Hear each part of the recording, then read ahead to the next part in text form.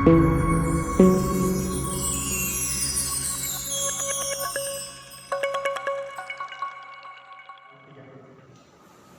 selamat datang di podcast Marhen Series. Kali ini sudah bersama tamu yang spesial di sebelah saya.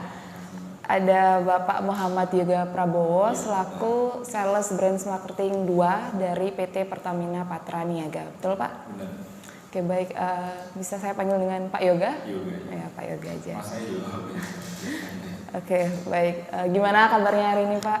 Baik, alhamdulillah. Tadi bisa dari Jemberana sebenarnya dikabarin itu baru tadi malam. Langsung OTW dari Jemberana. OTW. Lumayan jauh ya. Jauh. Terima kasih karena sudah menyempatkan waktunya untuk mau hadir di podcast kami hari ini. Hari ini kita akan berbincang-bincang terkait latar belakang Bapak yang bekerja di PT Pertamina. Kami ingin mengetahui tentang Pertamina itu sendiri dan sedikit tentang salah satu hal yang paling krusial di Indonesia saat ini, yakni BBM atau bahan bakar minyak begitu ya. Yang pertama sih tentang akhir-akhir ini yang kita tahu ada berita kenaikan harga BBM baik di Indonesia maupun di luar negeri. Apakah menurut Bapak kenaikan BBM ini ada kaitannya dengan isu besar yang terjadi belakangan ini, yakni adanya perang dan selisih antara Rusia dan Ukraina gitu? Apa menurut Bapak ada keterkaitannya Pak? Ini sebelumnya kita juga sebelum menjawab pertanyaannya, kita terima kasih juga udah diundang ke podcast ini. Tentunya inovasi yang cukup bagus lah untuk mahasiswa untuk bisa mengembangkan bakat public speaking maupun interaksi dengan stakeholder. Kita nanti sharing-sharing aja Pak. Kita feel free aja mau tanya apa aja.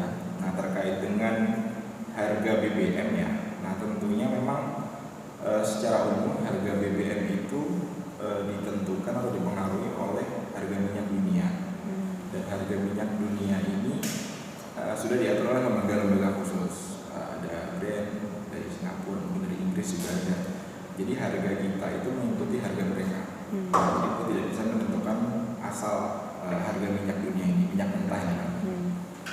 Nah, kalau untuk diketahui juga di 2 tahun terakhir kalau mengikuti perkembangan harga minyak dunia ya, dulu tuh sempat di tahun 2019 itu levelnya baru $70 per barel.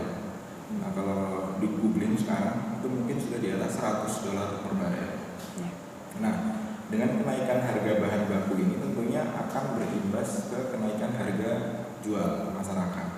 Nah, namun di sini pemerintah melalui Pertamina tentunya masih mempertimbangkan aspek sosial ekonomi, di mana kita mempertimbangkan daya beli masyarakat. Nah, oleh karena itu yang dinaikkan itu hanya BBM non subsidi. Non subsidi itu jenis Pertamax Turbo, Dexlite dan Pertamina Dex. Di mana untuk harga Pertalite itu masih tetap di harga 7.650. Nah, hal ini tentunya kita masih melihat daya beli masyarakat, dan karena memang BBM ini menjadi hajat hidup orang banyak, tentunya dengan kenaikan harga BBM tentunya nanti akan mempengaruhi kenaikan di barang-barang yang lain. Nah, untuk mengenai pengaruh dari perang Rusia atau tidaknya, nah itu memang banyak faktor sih.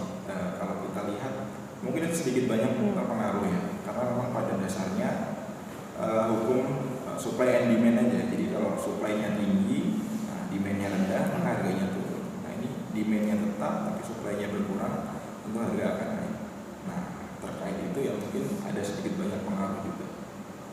Baik. Berarti memang perubahan globalnya sendiri juga berpengaruh terhadap kenaikan harga BBM tersebut Pak ya. Selanjutnya terkait dengan angka penggunaan kendaraan pribadi yang ada di Indonesia, kita tahu sendiri di Indonesia sendiri itu lebih banyak ya orang yang menggunakan kendaraan pribadi daripada kendaraan umum. Berarti kan kebutuhan BBM itu sangat tinggi, begitu Pak ya. Menurut Bapak sendiri, apakah hal ini akan mempengaruhi kelangkaan BBM itu sendiri ke depannya? Jadi perlu diketahui ya, dalam hal ini Pertamina itu menyalurkan BBM itu kita mengikuti aturan pemerintah. Dalam hal ini kalau Mbak mungkin tahu, nanti ada namanya regulator dan operator, di mana Pertamina itu sebagai operator dan regulatornya itu adalah pemerintah, atau dalam hal ini BPH Migas. Nah, setiap tahunnya kita tentunya Mbak mungkin juga tahu ditentukan jumlah BBM subsidi oleh pemerintah yang disetujui juga oleh DPR. Nah, dalam hal ini biasanya ditetapkan kuota BBM tahun ini sekian. Ya. Nah, tetapi dengan apapun yang terjadi, Pertamina akan selalu komit untuk menjamin ketersediaan bahan bakar. Pertama itu poinnya. Nah, yang kedua, dengan semakin banyaknya kendaraan, tentunya kebutuhan itu akan selalu meningkat. Nah, kita juga berupaya untuk bagaimana caranya memenuhi semua kebutuhan itu. Gitu. Nah, terkait dengan nantinya di satu timing akan ada kondisi kelangkaan yang memang tidak bisa diatasi. Nah, itu memang mungkin pemerintah nanti juga harus sudah menetapkan aturan atau mungkin langkah-langkah untuk mengantisipasi itu sih menurut saya. Jadi perlu digarisbawahi kita menyalurkan BBM itu sesuai dengan kebutuhan, tetapi tetap mengikuti regulasi dari pemerintah. Ya. Jadi kan sempat dikatakan tentang rencana-rencana pemerintah terkait kalau nanti adanya kelangkaan BBM. Menurut Bapak sendiri, apakah ada nggak sih Pak cadangan untuk kalau seandainya BBM itu langka, apakah ada cadangan pengganti bahan bakar lainnya yang sudah dipersiapkan mungkin oleh Pertamina dan pemerintah sendiri? Kalau di sektor BBM ya, kita sebenarnya kalau mungkin tahu ada namanya BBG, bahan bakar gas itu ya, yang mungkin sudah di Jawa atau mungkin di Jakarta. Jakarta itu sudah pakai jenis bahan bakar gas. Jadi kalau dilihat dari pasokannya, cadangan gas di negara kita ini masih cukup melimpah. Nah, jadi mungkin bisa dialihkan ke arah situ. Saat ini pun sebenarnya mungkin belum terlalu populer BBG ini. Di Bali pun mungkin masih minim lah. Tapi ke depan itu bisa menjadi salah satu alternatif sih. Dan memang mungkin perkembangan ke depan selain ke gas sebenarnya juga ke mobil listrik kan. Nah, itu yang juga perlu kita persiapkan juga. Tapi kalau untuk saat ini yang paling mungkin adalah ke gas BBG.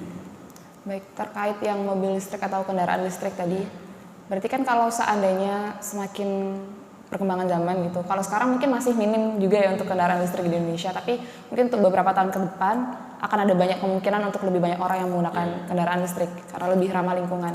Nah, dari Pertamina sendiri, bagaimana mengatasi kondisi tersebut untuk tetap mempertahankan kebutuhan bahan bakar di masyarakat? Sebenarnya gini sih, itu masih dalam proses kajian yang mungkin di ranah pusat. Tetapi kalau pandangan kami sendiri, pandangan saya khususnya, saat ini kan masih belum jelas ya. Ini tuh nanti mekanismenya apakah charging atau baterai swapping, kan bisa juga. Jadi antara charging, kalau charging mungkin orang akan lebih prefer di rumah sambil dia parkir dia charging. Tetapi ada juga mekanisme baterai swapping. Jadi kita sedang menjajaki dua kemungkinan itu. Jadi kalau mungkin Mbak lihat di Bali kan sekarang sudah muncul berbagai SPKLU namanya ya, stasiun pengisian listrik umum, nah kendaraan listrik umum. Nah itu juga sedang kita persiapkan, di samping juga kita menjajaki untuk penggunaan baterai swapping itu namanya BSS, Battery Swapping Station. Nah itu salah satu langkah kita menuju perubahan energi fuel dan energi listrik. Berarti sudah ada persiapan ke sana. Baik, di Indonesia sendiri bahan kita kan tahu bahwa kita sebenarnya punya bahan mentah yang melimpah ya untuk sumber daya alamnya sendiri. Tapi menurut beberapa sumber yang saya baca itu kita mengekspor bahan mentahnya, tapi diprosesnya di luar dan kita mengimpor lagi bahan bakar yang sudah jadinya gitu.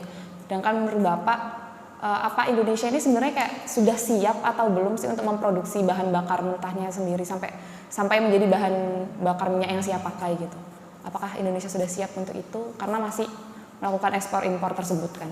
Sebenarnya itu kurang tepat sih, ini saya luruskan sedikit ya. Jadi kita itu sudah memiliki kilang pengolahan minyak. Nah, itu lokasinya ada di Cilacap, Balongan, Balikpapan, bahkan mungkin di Papua pun sudah ada kilang Kasim gitu, sama di Palembang juga.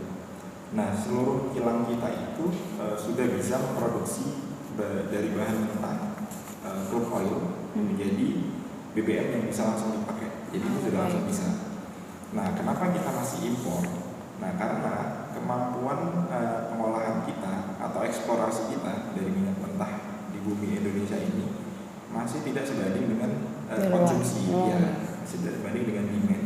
Dimana kalau mungkin nanti bisa dicari juga datanya, kemampuan produksi kita itu di angka 800.000 barel per hari. Padahal kebutuhan kita itu 1.500.000-an. Jadi gapnya kan sekitar 700.000. Nah, oleh karena itu makanya kita masih melakukan pembelian minyak dari luar karena memang kebutuhannya sudah sangat tinggi di Indonesia. Baik, berarti ternyata sebenarnya sudah ada produksi dalam negeri, hanya saja belum mampu untuk menopang 100% kebutuhan tersebut.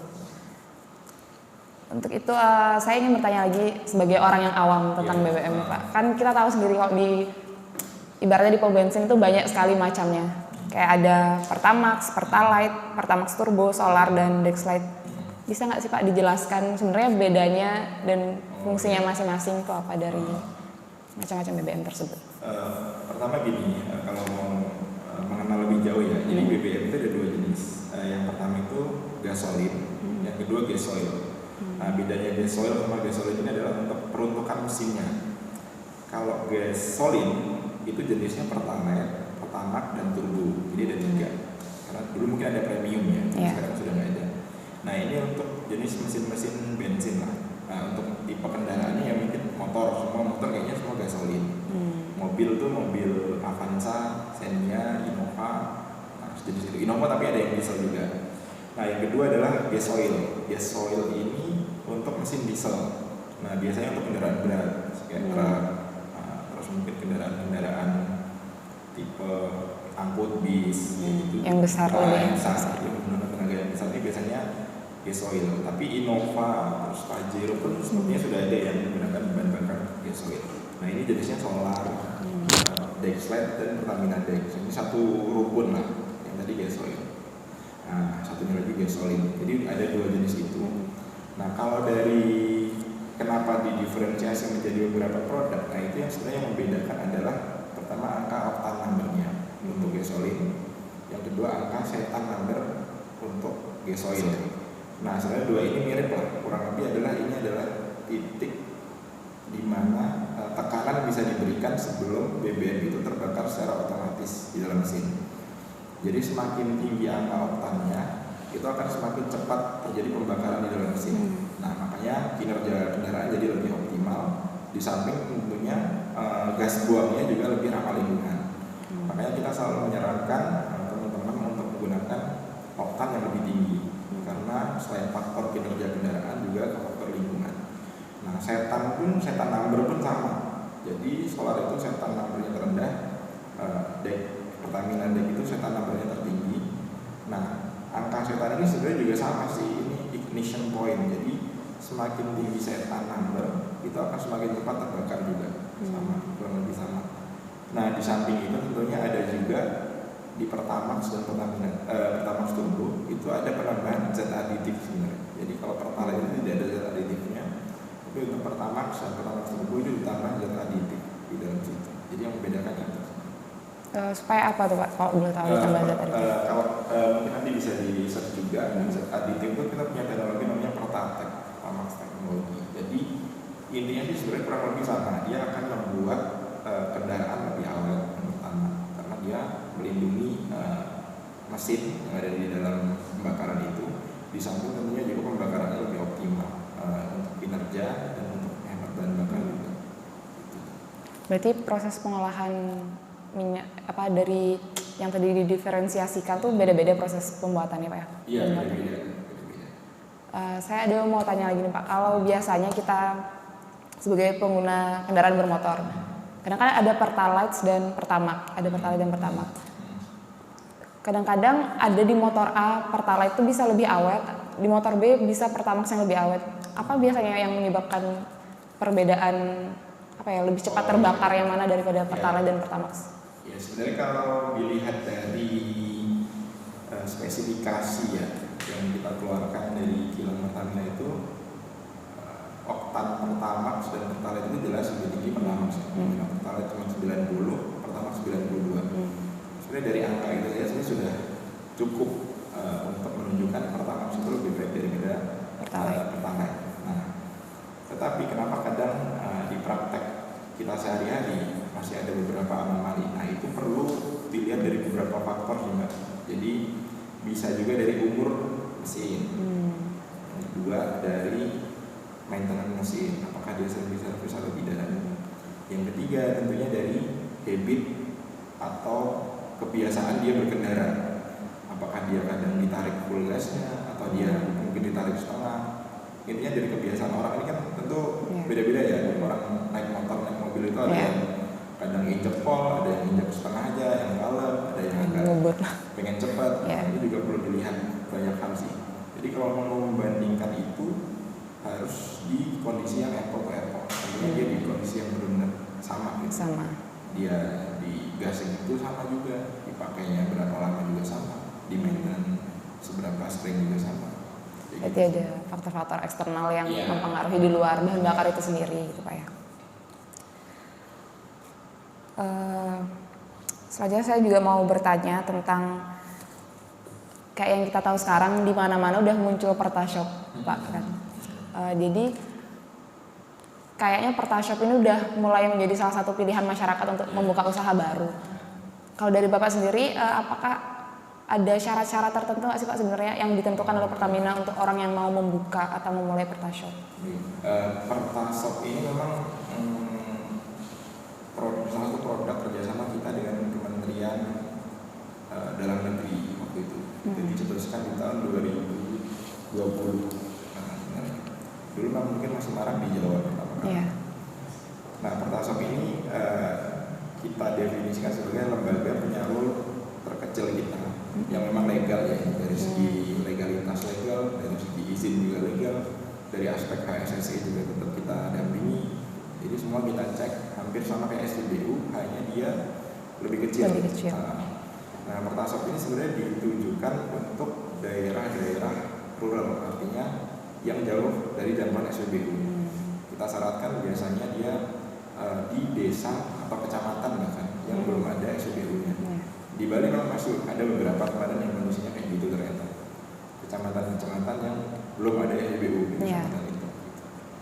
Nah, tapi pada perkembangannya ternyata ini merupakan salah satu bisnis yang cukup menarik bagi masyarakat sehingga peminatnya lumayan banyak. Nah, oleh karena itu saat ini kita mulai melakukan seleksi, di mana biasanya pertama kita seleksi dari jarak antar Pertashop atau antar SPBU. Nah, yang kedua dari potensi omset. Biasanya kita melihatnya gampang dari lokasi Pertashop itu apakah berada di daerah sekitar pemukiman atau tidak. Atau biasanya kita perkirakan dari jumlah kendaraan yang lewat di depan atau di jalan itu. Nah, untuk lebih detailnya sebenarnya Pertashop ini pertama syarat yang harus dipenuhi adalah dia punya tanah. Tanahnya ini minimal 1 aro atau 10 kali 10. Nah, yang kedua dia punya badan usaha.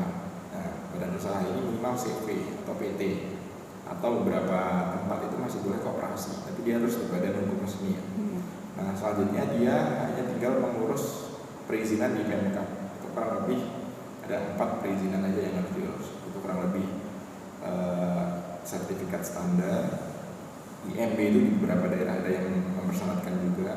Terus nanti tata kelola ruang dan tata kelola lingkungan. Jadi kurang lebih itu aja, dan itu semua produk OSS, jadi cukup mudah untuk diurus.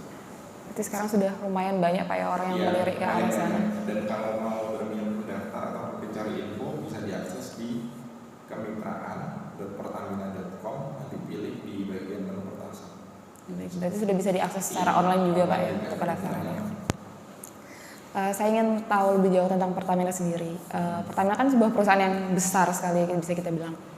Sebenarnya apakah fokusnya Pertamina sebagai orang awam nih, untuk kalau mau bertanya apakah fokusnya Pertamina tuh saat ini produknya hanya di BBM saja atau sebenarnya ada produk lain yang mungkin tidak diperlihatkan secara umum? Ya.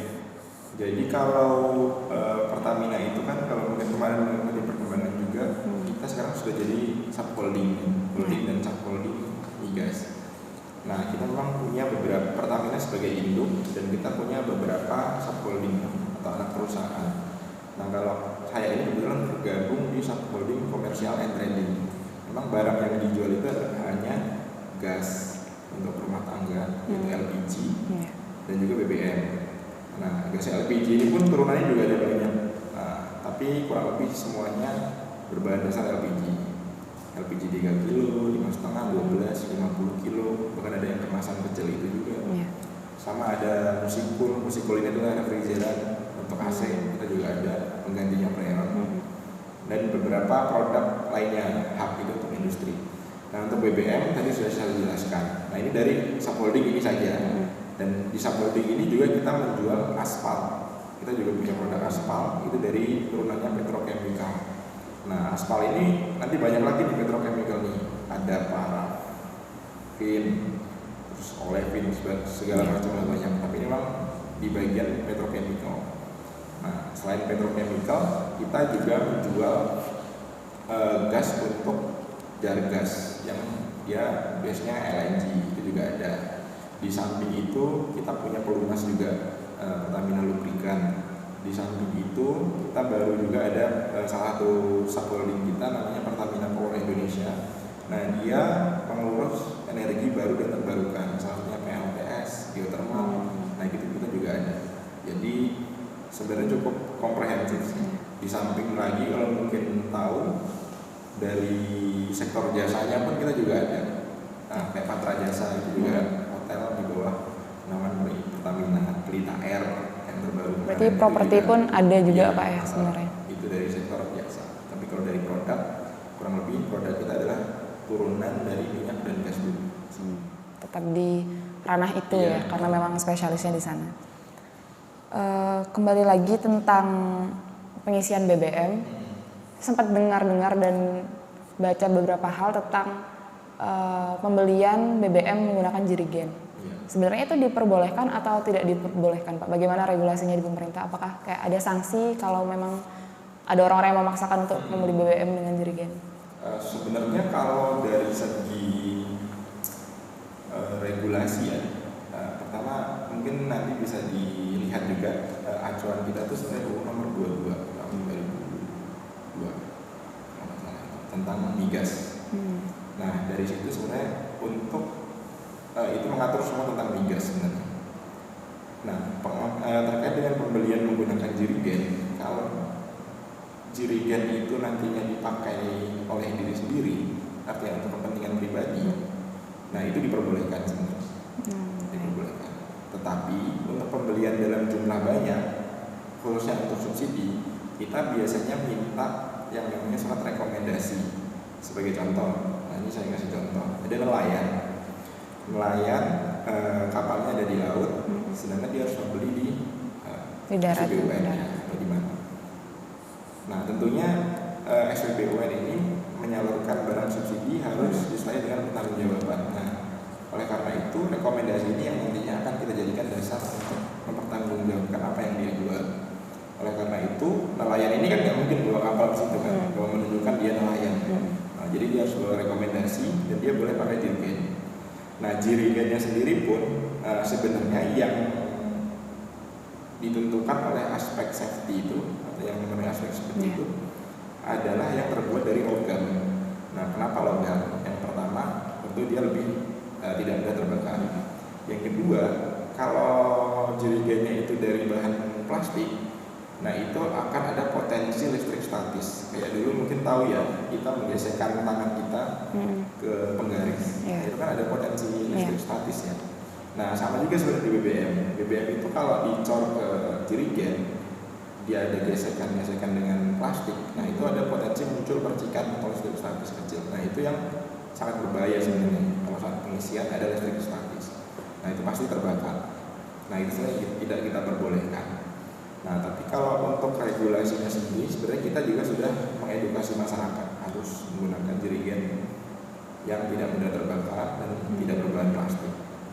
Nah, itu pun harus disertai dengan tadi itu surat rekomendasi, karena untuk memastikan bahwa ini BBM memang dipakai oleh dia sendiri, nelayan, petani kan, atau mungkin UMKM.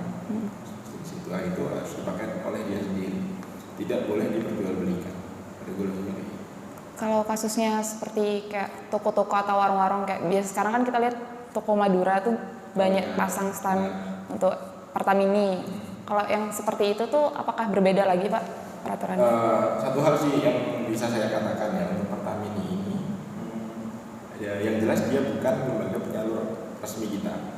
Lembaga penyalur terkecil kita itu tadi Pertasop. Nah, Pertamini ini mungkin memang kalau bisa kita sebut kearifan lokal lah ya. Kearifan lokal yang memang sudah ada mungkin sejak dulu.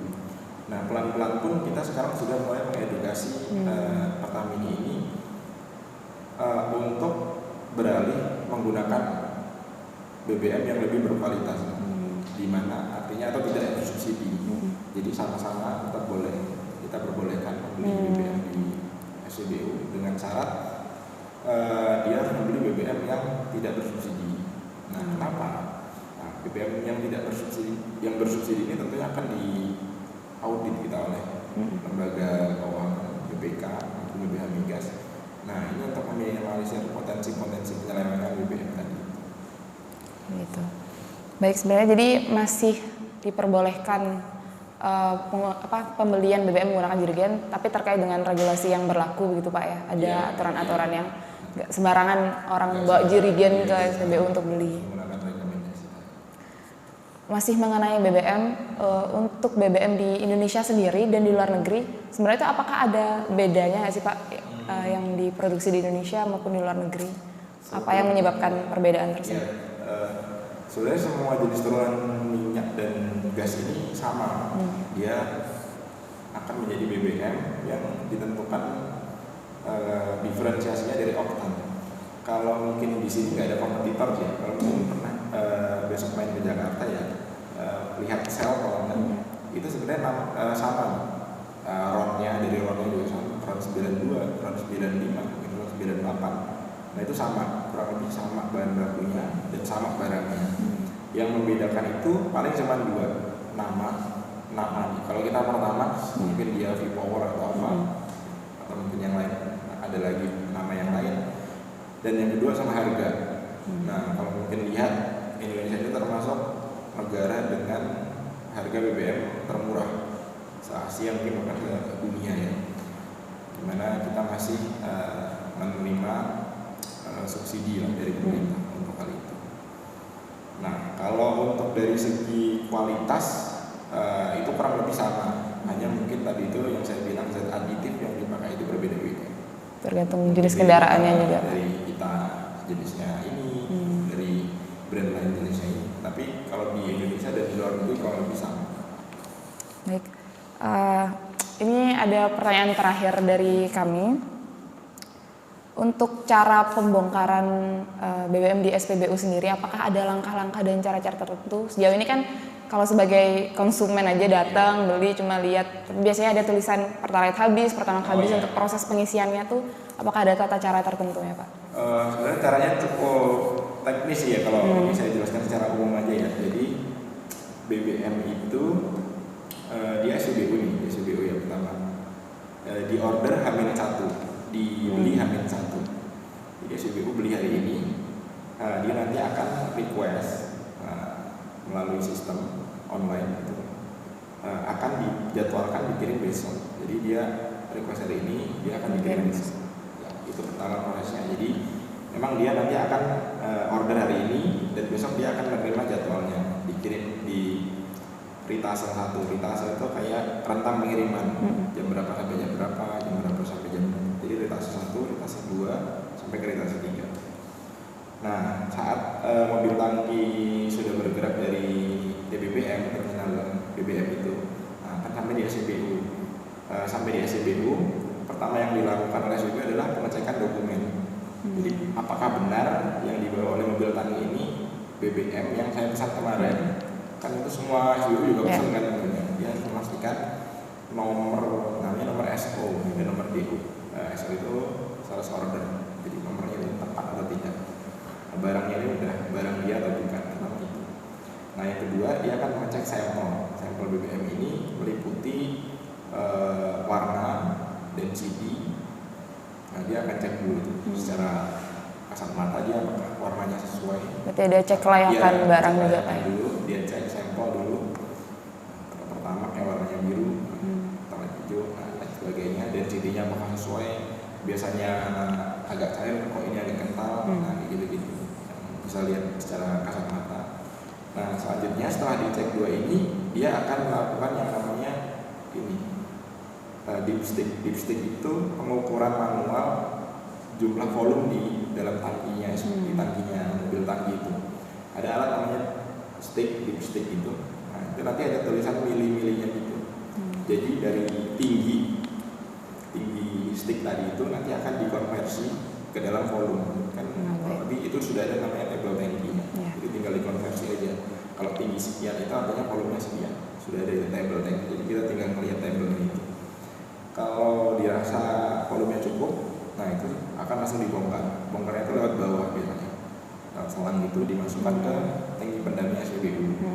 Nah, udah bongkar kurang lebih 20 sampai 30 menit. Nah, nanti dia akan diamkan dulu. Nah, kenapa fungsinya didiamkan dulu? Nah, kalau BBM itu dibongkar dan ada penjualan, biasanya akan ada residu-residu kecil lah, lumpur-lumpur yang ada di dalam tangki pendam itu, dia akan naik. Ada putaran BBM di dalam itu. Nah, biasanya harusnya itu didiamkan dulu. Nah, yang kedua, kenapa harus didiamkan? Nah, karena setelah dibongkar itu, dia harus mengukur lagi apakah penambahannya tadi sesuai atau tidak. Nah, kalau minyak masih bergerak kan dia nggak akan bisa diukur kan, dia akan naik turun. Nah, dia harus diamkan kurang lebih 15 menit. Nah, baru dia akan selanjutnya ngecek ke, kita sekarang sudah ada namanya digitalisasi SPBU. Jadi saya pun ya hari ini timing ini bisa ngecek stok BBM di SPBU di Jembrana atau di Tabanan. Saya bisa ngecek online. Nah, nanti dia akan ngecek juga si pemilik SPBU ini di sistem yang dia punya untuk SPBU-nya dia. Oh benar nih, udah nambah 8.000 liter atau 16.000 liter. Yang kurang lebih kayak gitu sih prosesnya pembongkaran di SPBU. Lumayan ketat juga Pak ya untuk pengaturannya karena bahan bakar. Sebenarnya yang tadi itu adalah pertanyaan terakhir, tapi saya masih ada penasaran satu hal tentang yang terjadi di lingkungan masyarakat. Biasanya masih ada orang-orang yang awam tentang penggunaan handphone di SPBU. Sebenarnya kan sudah ada aturannya Pak ya untuk dilarang menggunakan ponsel. Sebenarnya seberapa besar pengaruhnya penggunaan ponsel di dalam SPBU itu, di area SPBU itu sendiri? Jadi di SPBU itu untuk diketahui ada zona-zonanya juga. Zona 1, zona 2, zona 3. Nah, di dalam zona terdekat dengan Pulau, kita nyebutnya biasanya Pulau Pompa. Pulau Pompa itu adalah ini dispenser. Biasanya ada pulaunya kan yang mengelilingi. Ada garis. Pulau Pompa, iya. Nah, itu zona 1 kita sebutlah. Zona terdekat dengan resiko tertinggi. Nah, di area itu dengan jarak 1,5 meter dari dispenser, nah itu tidak boleh menggunakan handphone. Nah, kenapa? Beberapa case ya mungkin yang sudah terjadi itu kondisinya adalah motor yang sedang isi BBM, terus dia nyalakan dan itu ada percikan api sedikit aja dari knalpotnya atau mungkin dari mesinnya. Nah, itu sudah akan potensinya langsung kesambar itu semua. Karena perlu diingat saat BBM itu dicor ke dalam tangki motor atau mobil, nah itu memang airnya itu masuk ke situ, tetapi harus diingat itu ada uap BBM dan itu biasanya akan terkonsentrasi di area itu. Nah, jadi ada percikan api sedikit aja di situ. Nah, itu pasti akan langsung nyambar ke dispensernya. Nah, itu yang tidak kita harapkan. Nah, tetapi di luar 1,5 meter tadi sebenarnya boleh. Nah, terlebih lagi kita sekarang ada aplikasi Pertamina kan di handphone. Nah, mungkin nanti bisa diinstal juga. Nah, itu banyak promo menarik juga, ada informasi juga mengenai Pertamina di handphone ini. Nah, itu pembayarannya bisa dilakukan menggunakan handphone sekarang. Jadi tinggal scan barcode, nanti akan dapat promo-promo menarik, cashback atau mungkin merchandise dan lain sebagainya. Berarti sekarang Pertamina pun sudah bisa diakses secara cashless gitu Pak ya? Iya, menggunakan aplikasi. Kita pasti tentunya menuju ke arah digital ya, sebenarnya. Ke arah sana, cashless, digital. Baik, terima kasih Pak atas waktunya dan ilmu yang dibagikan amat sangat bermanfaat bagi kita orang awam tentang bahan bakar minyak dan Pertamina. Sangat-sangat membantu dan memberikan sebuah gambaran baru tentang Pertamina itu sendiri. Baik, saya rasa cukup sekian podcast dari kami hari ini. Mohon maaf bila ada salah kata dan perbuatan. Saya akhiri dengan Paramasanti. Santi. Selamat sore dan terima kasih Pak. Terima kasih. Ya.